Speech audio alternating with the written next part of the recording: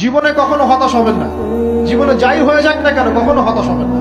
মনে রাখবেন আল্লাহ আপনার রব, আল্লাহ আপনার সাথে আছেন ইনশাআল্লাহ। এই সমাজ আপনাকে যেভাবে শেখায়, কিভাবে শেখায়, এই যে স্কুল, কলেজ, ইউনিভার্সিটি, চাকরি, বিয়ে, সন্তান প্রতিপালন, আর তারপর ইন্না লিল্লাহি ওয়া ইন্না ইলাইহি রাজিউন, এই তো শেখায় নাকি?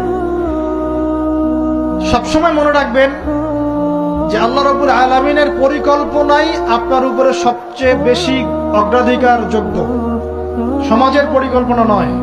পরিবার আপনাকে চাপ দিচ্ছে, চাকরি পাস না, পড়াশোনা করিস না, হ্যাঁ পড়াশোনায় কেন তুই 80 নম্বর পাইলি না, কেন চান্স পেলি না, কবে চাকরি পাবি, কবে আমাদেরকে দেখবি, খাওয়াবি, পড়াবি, এই যে চাপগুলো চারপাশ থেকে আসে কিনা, এতে করে অনেক যুবক দেখা যায় মাদকাসক্ত হয়, অনেকে দেখা যায় আত্মহত্যা করছে, ইদানিং করছে কিনা ভাই? এই শব্দটা থেকে আমি এই পয়েন্টটা আজকে লিখেছিলাম যে ভুলেও আল্লাহর প্রতি বিশ্বাস এবং তাওয়াক্কুল হারাবেন না। সমাজ যেভাবে শেখায়, সমাজ চারপাশে যে চাপ আপনাকে দিচ্ছে, এই চাপে নিজে গা ভাসিয়ে দিবেন না। আপনি আল্লাহর কাছে দোয়া করবেন, আল্লাহর কাছে পথ চেয়ে নিবেন এবং আল্লাহর প্রতি তাওয়াক্কুল ভরসা করবেন। কখনো আত্মহত্যার পথ বেছে নিবেন।